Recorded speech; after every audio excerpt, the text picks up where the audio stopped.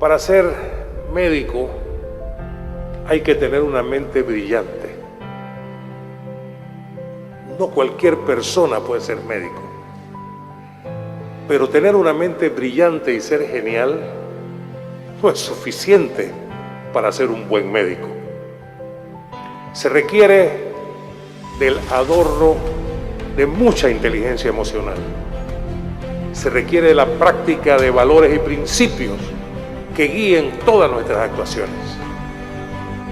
Se requiere ser puntual y responsable, ser afectuoso, amar lo que se hace, ser compasivo con aquellos que sufren, ser solidario con los demás, ser buen compañero, maestro y amigo. Se requiere ser pulcro en las situaciones en las cuales uno se ve envuelto cotidianamente y manejar la cosa pública como si fuera nuestra, con mucho cuidado. Para ser médico basta graduarse. Para ser buen médico nos falta vida, y eso es lo que hemos visto hoy. Muchas gracias.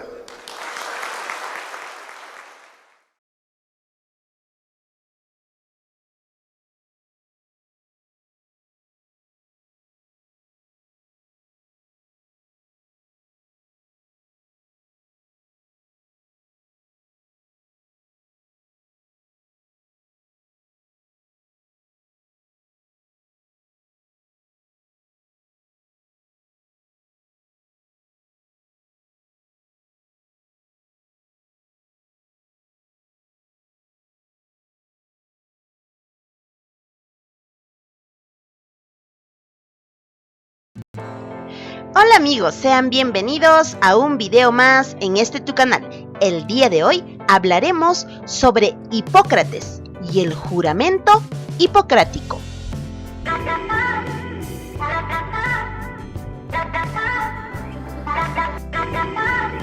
Hipócrates, aclamado como padre de la medicina y el primer médico, fue pionero del estudio científico del cuerpo humano y el primero que documentó muchas enfermedades.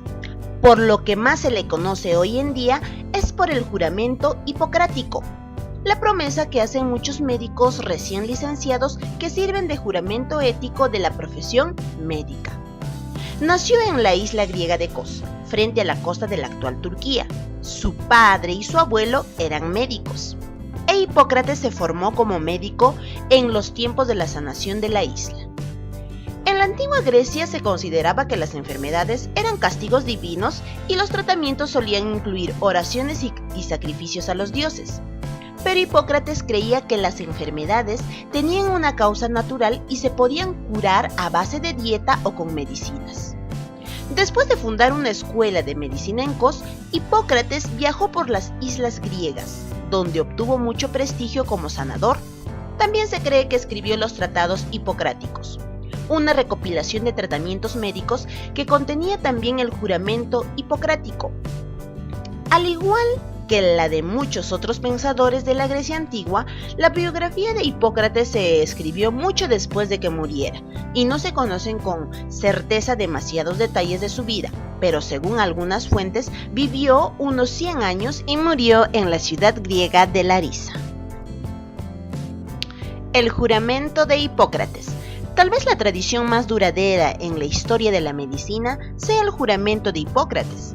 Este juramento fue escrito como un lineamiento de ética médica y aunque las palabras exactas han cambiado con los tiempos, el contenido general es el mismo.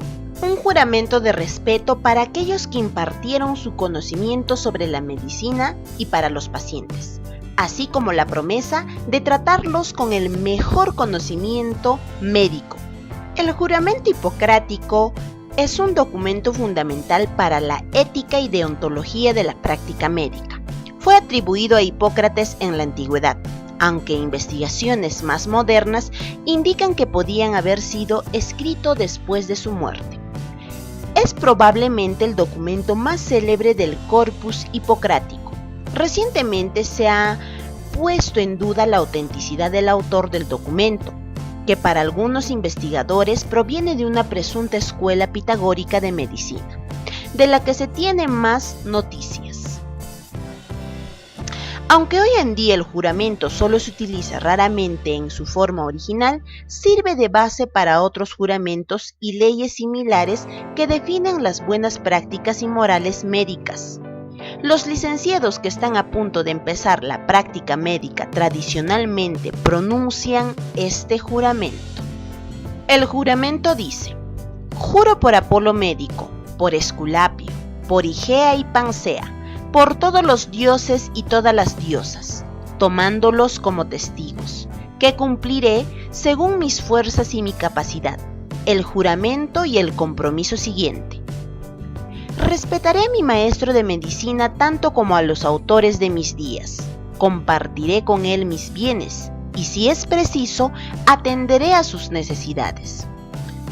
Consideraré a sus hijos como hermanos, y si desean aprender la medicina, se las enseñaré gratis y sin compromiso. Comunicaré los preceptos, las lecciones orales y el resto de las enseñanzas a mis hijos, a los de mi maestro, a los discípulos ligados por un compromiso y un juramento según la ley médica, pero a nadie más. Dirigiré el régimen de los enfermos en provecho de ellos, según mis fuerzas y mi juicio, y me abstendré de todo mal y de toda injusticia. No entregaré veneno a nadie, si me lo piden, ni tomaré la iniciativa de tal sugestión. Tampoco entregaré a ninguna mujer un pesario abortivo. Pasaré mi vida y ejercitaré mi arte en la inocencia y la pureza. No operaré de mal de piedra. En cualquier casa que entre, iré para la utilidad de los enfermos, guardándome de toda mala acción voluntaria y de corrupción, y sobre todo de la seducción de mujeres y de muchachos, libre o de esclavos. De todo aquello que vea u oiga en la sociedad durante el ejercicio de mi profesión, e incluso fuera de ella. Callaré lo que no necesita ser nunca divulgado, considerando la discreción como un deber en semejante caso. Si cumplo este juramento sin infringirlo, seré honrado siempre por los hombres. Si lo violo y soy perjuro, que mi suerte sea contraria. Como es claro, la organización del juramento está dividida en dos partes. La primera parte especifica los deberes del estudiante hacia su maestro y sus obligaciones al transmitir el conocimiento médico, mientras que la segunda parte es un breve resumen de la ética médica. Sin embargo, como esta segunda parte no es consistente con los principios y las prácticas del propio Hipócrates, se ha supuesto que él no fue el único que lo redactó, y algunos de los argumentos son los siguientes.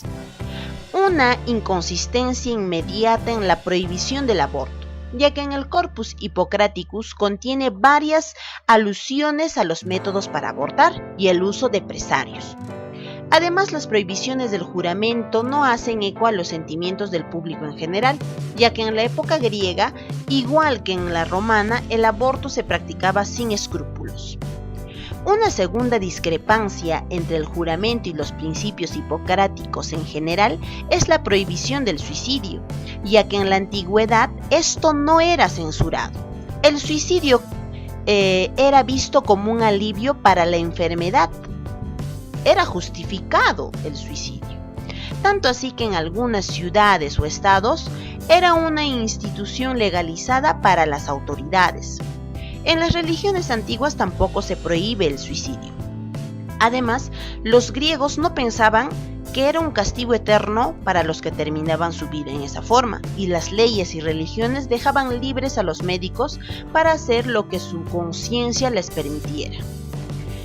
La posición tomada en el juramento parece estar de acuerdo con los principios de los pitagóricos, ya que entre todas las escuelas griegas de filosofía, solo ellos sancionaban el suicidio y el aborto.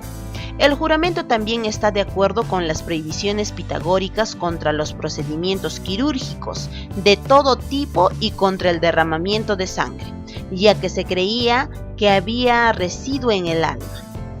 De nuevo, esta prohibición contra cortar es especialmente contraria a varios tratados en el Corpus Hippocraticus, donde hay extensas reseñas sobre técnicas quirúrgicas y los procedimientos de las salas de operaciones.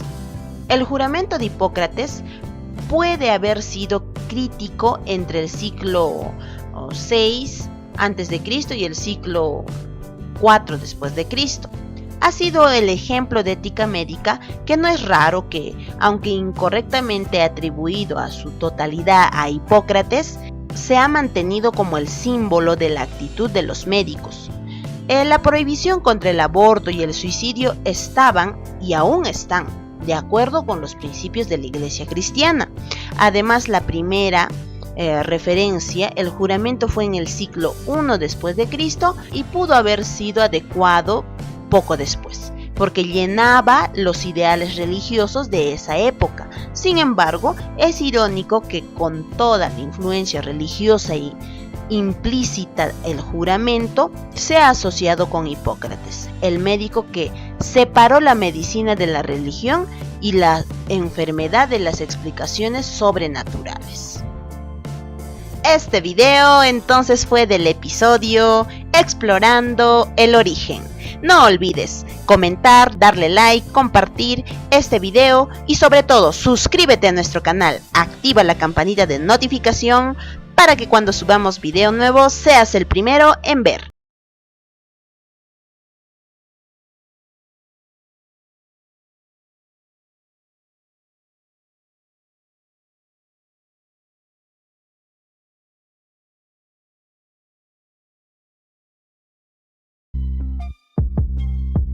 Hola chicos, en los conflictos bélicos siempre se cometen actos crueles e inhumanos. Estos actos se les conoce como crímenes de guerra. En la Segunda Guerra Mundial se cometieron muchos de estos actos, siendo el representante máximo el Dr. Joseph Mengele, que investigó en el cuerpo humano de formas inhumanas donde no se respetó para nada la integridad de las personas. Si quieres saber un poco más de todos estos actos crueles, como la cámara de gas, el holocausto, la inanición de los recién nacidos, la investigación de los gemelos, entre otros, te recomiendo ver el canal de Dross, donde lo explica de forma magnífica, muy explícitamente. Ahora, terminada la Segunda Guerra Mundial, entre agosto de 1945 y octubre de 1946, se llevó un juicio en la ciudad de Nuremberg, Alemania. Un juicio que se basó en juzgar a las personas que estuvieron involucradas en actos inhumanos y experimentaciones médicas inhumanas, en su gran mayoría alemanes. En el año de 1947 se publica el Código de Ética Médica de Nuremberg, donde se recopila todos los resultados de los juicios y se promulga ciertas leyes, actividades y normas que se tienen que realizar cuando se va a investigar algo relacionado a la medicina y el cuerpo humano, que hasta el día de hoy sigue vigente, con algunas actualizaciones y modificaciones. Ahora, en 1971, un químico norteamericano dedicado a la oncología llamado Van Rensselaer Potter utilizó el término bio y ethics en su libro llamado Bioética, un puente hacia el futuro, donde por primera vez se utilizan estos términos y se da el nombre a esta ciencia. La Organización Mundial de la Salud la define como el estudio sistemático de la conducta humana en el campo de las ciencias biológicas y la atención en salud, siempre que este estudio se realice a la luz de los valores y principios éticos. Ahora, la bioética como ciencia tiene 4 principios fundamentales que se tienen que respetar y ejercer. Estos son la autonomía, beneficencia, no maleficencia y la justicia. La autonomía se refiere al concepto de honrar los derechos individuales y la autonomía. Este respeto está expresado en el proceso de consentimiento informado, el cual constituye un derecho del paciente y un deber del profesional de la salud, pues las preferencias y los valores del paciente son primordiales desde el punto de vista ético. O sea que el paciente es quien debe decidir. Tiene un carácter imperativo y debe respetarse como norma, excepto cuando se dan situaciones en las que las personas pueden ser no autónomas o presentan una autonomía disminuida. En el caso, por ejemplo, de los menores de edad, personas en estado vegetativo o con daño cerebral, entre otros más, siendo necesario en tal caso justificar por qué no existe autonomía o por qué ésta se encuentra disminuida, buscando un nuevo representante en esta situación, en este principio. La beneficencia es simple, chicos, es la obligación de actuar en beneficio del otro, promoviendo los legítimos intereses del paciente y suprimiendo los perjuicios. es hacer o fomentar el bien, no solo no hacer daño, sino busca el máximo beneficio posible. Esto incluye el uso de la mejor tecnología a la que se pueda tener acceso, el menor costo posible de la atención y los servicios, entre otros. Este principio, a su vez, está un tanto ligado al cuarto principio, que es la justicia. Otro acto de beneficencia es suscribiéndote al canal, dándole like al video y compartiéndolo con todos tus amigos en todas tus redes sociales. Y desde luego siguiéndome en Instagram, donde soy muy activo y respondo sus dudas cada vez que me doy un poco de tiempo. La no maleficencia es abstenerse intencionalmente de realizar acciones que puedan causar daño o perjudicar al paciente. Es un imperativo ético válido para todos, no solo en el ámbito de la salud, sino también en todos los sectores de la vida humana. El principio quiere que nosotros no hagamos intencionalmente un daño o una lesión innecesaria al paciente, ya sea por actos de comisión o de omisión. Comisión es cuando alguna persona te pide hacer daño a otra persona, a un paciente. Y omisión es cuando dejas de realizar un procedimiento, ya sea porque te has olvidado o por alevosía que vaya a perjudicar a un paciente. Todo esto apoyado por las leyes de la sociedad, que llegan a castigar estas acciones. Y por último, la justicia. El principio de la justicia en las ciencias de la salud se define generalmente como una forma de imparcialidad, basados entre otras cosas en una distribución equitativa de los beneficios y responsabilidades relacionadas con la salud. Implica la no discriminación o exclusión de los beneficios de la atención médica y salud en general a las personas, ya sea por razón de sexo, estado civil, grado de educación, etnia, nivel social económico, creencias, entre otras cosas. Un ejemplo sería que un hospital público tiene el mismo derecho de ser intervenido quirúrgicamente por un neurocirujano, una persona que sufrió un aneurisma, ya sea un abogado importante como un campesino que se dedica a la agricultura. Todos tienen el mismo derecho. Y bueno chicos, esto es lo esencial que tienen que comprender en este tema. Luego vienen los dilemas éticos en la salud, que podremos verlo en otro video. Por favor, comparte este canal con tus amistades para que el canal siga creciendo. Ánimo y éxitos en tus estudios. Gracias por ver el video. Nos vemos a rato.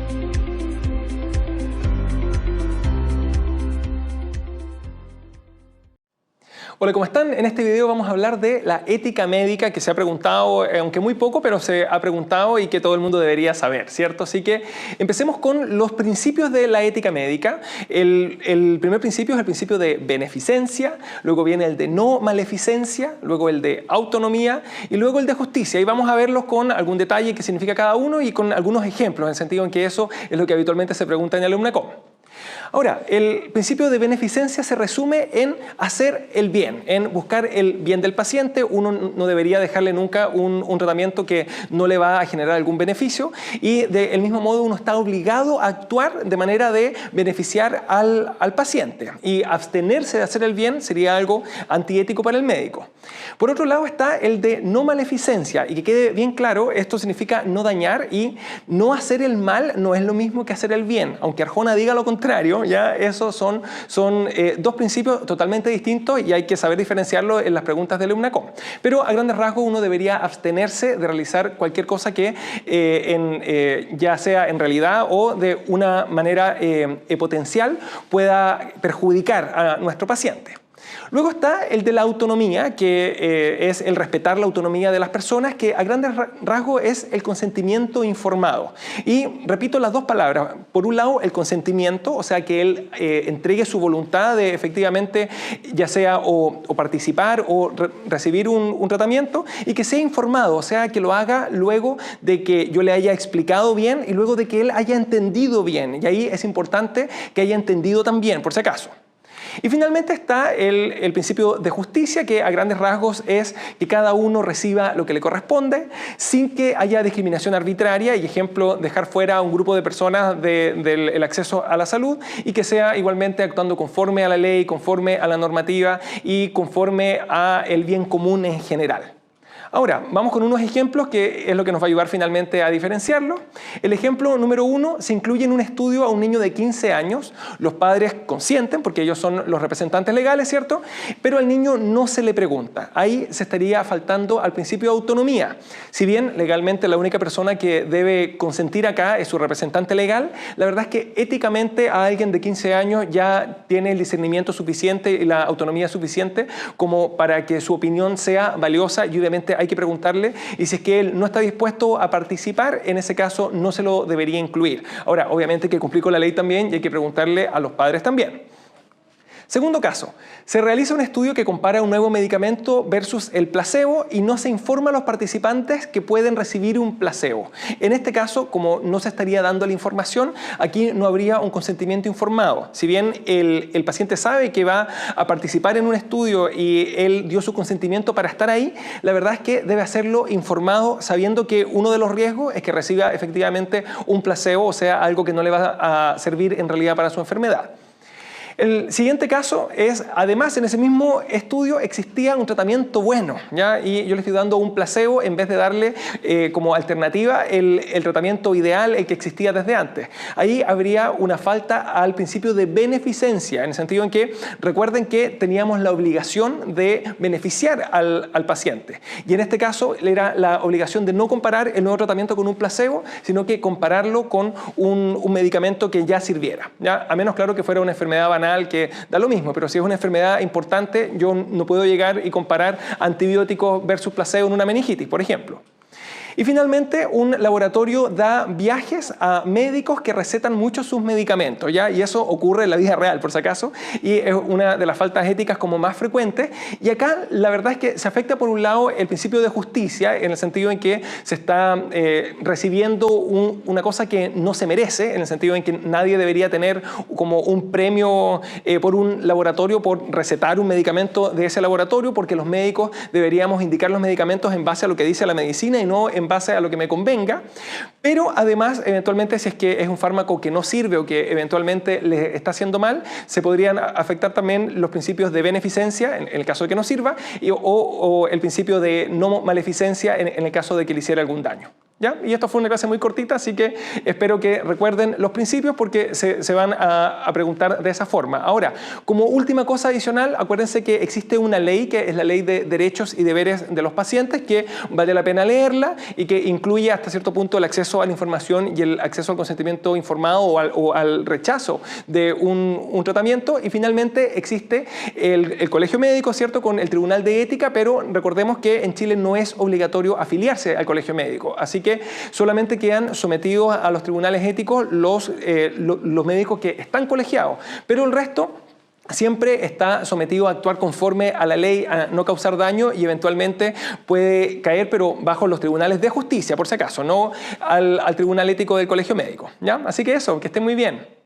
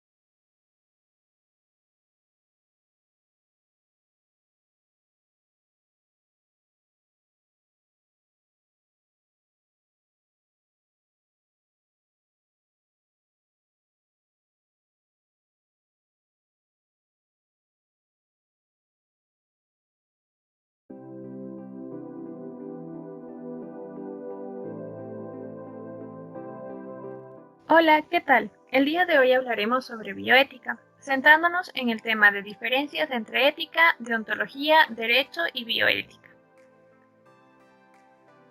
A manera de introducción, hace pocos años términos como ética médica, bioética o comité de ética eran ajenos al contexto de la medicina clínica, y más aún al de la ciencia experimental.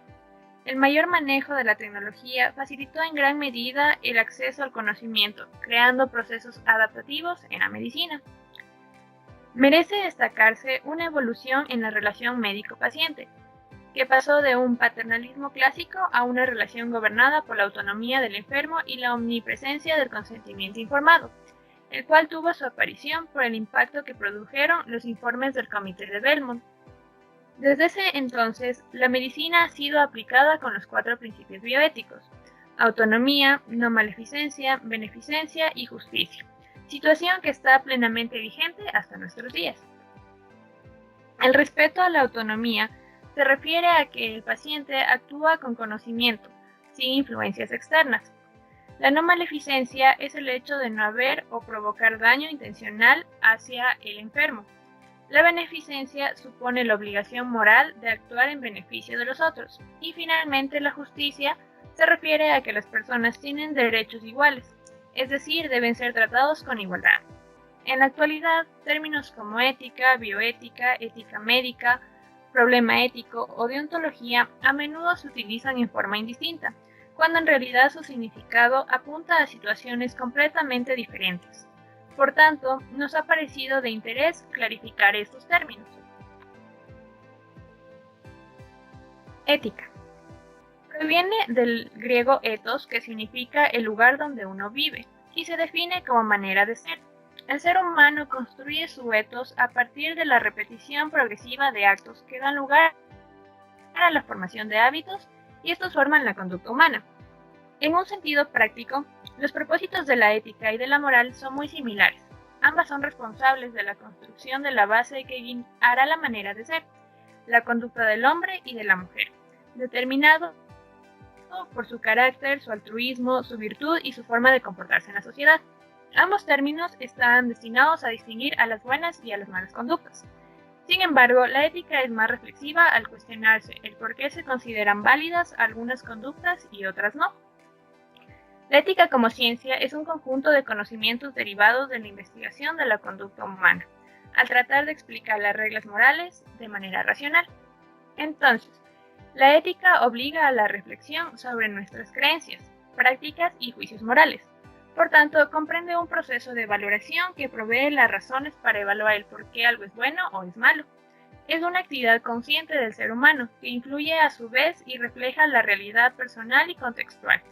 Sin embargo, la ética no solo estudia lo que se hace, sino también lo que se deja de hacer por negligencia, mala planeación y falta de previsión.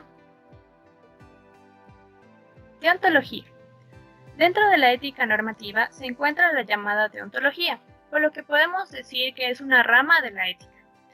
Su origen etimológico también viene del griego deontos, que significa deber y obligación, y logía, que significa estudio. A la deontología se le conoce como la teoría del deber, por lo que podemos decir que cuando se habla de un código deontológico, estamos haciendo mención a normas y a valores que se llevan a cabo en una actividad profesional. Lo lógico es que la mayoría de profesiones cuenten con un código deontológico, en el que se formulen las obligaciones y el resto en el trabajo, aunque también estas pueden estar condicionadas por lo que cada conciencia humana diga. En la medicina, el código deontológico sería el secreto profesional o la relación del médico con sus pacientes. Cuando todo ello se lleva a cumplir, se estaría cumpliendo las directrices que marca la deontología. Derecho. La palabra proviene del vocablo latino directum, que significa no apartarse del camino, seguir el sendero señalado por la ley, lo que se dirige o es bien dirigido, por lo que consiste en un conjunto de normas que imponen deberes y reglas, que confieren facultades, que establecen las bases de la convivencia social, y cuyo fin es dotar a todos los miembros de la sociedad de los mínimos de seguridad, certeza, igualdad, libertad y justicia. Los principales derechos son derecho a la vida, derecho a la identidad, derecho a vivir en familia y derecho a no ser discriminado.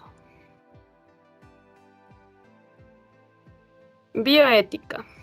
El oncólogo holandés Van Potter, a quien se le atribuye el primer uso de la palabra bioética por la estrecha relación entre el mundo de la ciencia de la vida y sus hechos con los valores éticos, determinó que por lo tanto la ética es el estudio sistemático de la conducta humana en el ámbito de las ciencias de la vida y del cuidado de la salud, examinada a la luz de los valores y de los principios morales, y se le reconoce siempre la finalidad práctica de servir para orientar decisiones importantes y defender precisamente la vida.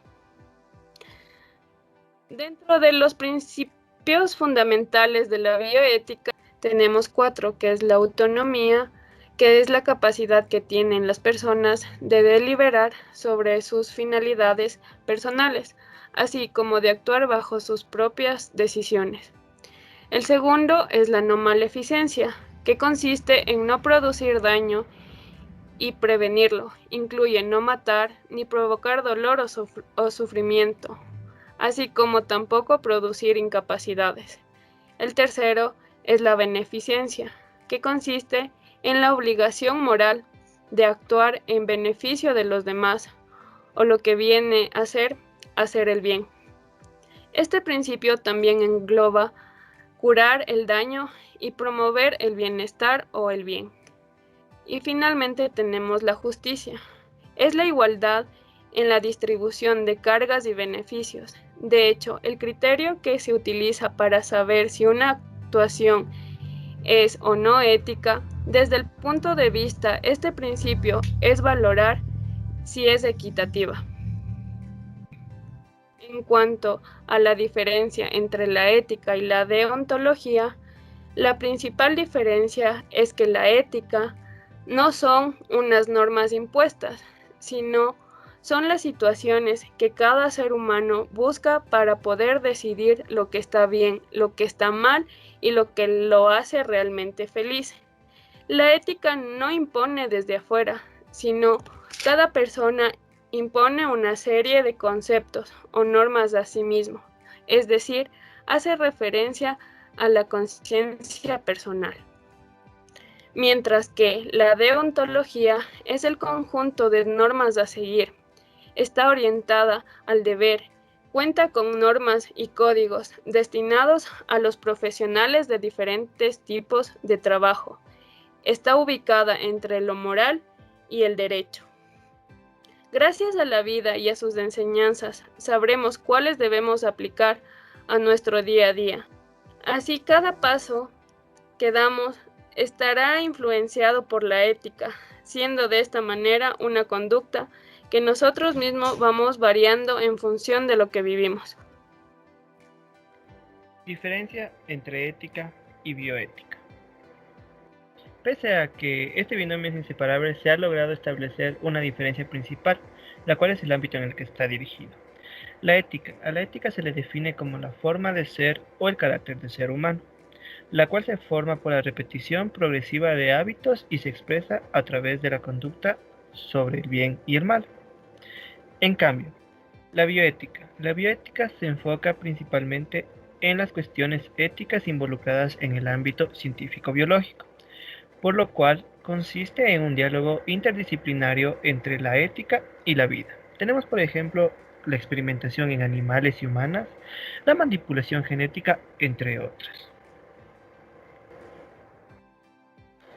Ética y derecho, dos lógicas diferentes.